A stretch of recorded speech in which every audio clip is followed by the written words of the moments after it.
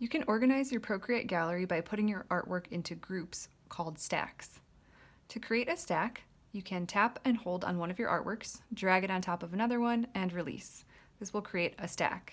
This is basically a folder that you can tap into and find those two artworks. You can go back to your gallery by tapping that arrow.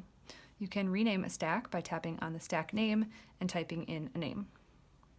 To stack multiple artworks at the same time, choose Select, tap on all of the ones you want to group together, including stacks, and then choose the Stack option, X out, and now you have a stack with multiple artworks.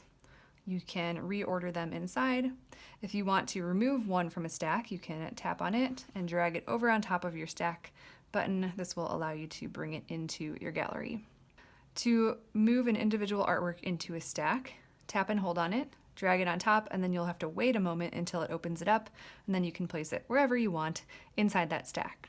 Another tip to help keep your gallery organized, like mine, is to create cover photos for your stacks. I've created this cover photo separately, but you can very easily create a cover by tapping on your plus, creating a new canvas, then going to Actions, Add Text, and typing in some text. You can watch our video on how to edit text to figure out how to do this a little more easily, but here's just a quick example cover photo. Go back to your gallery, and now you can drag that cover over on top of your stack and make sure you place it as the first artwork. Return to your gallery. Sometimes it does this where it glitches and doesn't show you right away. And now you can see that example cover is the cover of my stack.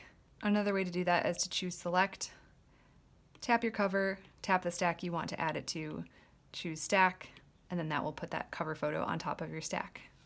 You can preview all of the artworks within a stack by zooming in with your fingers and scrolling through.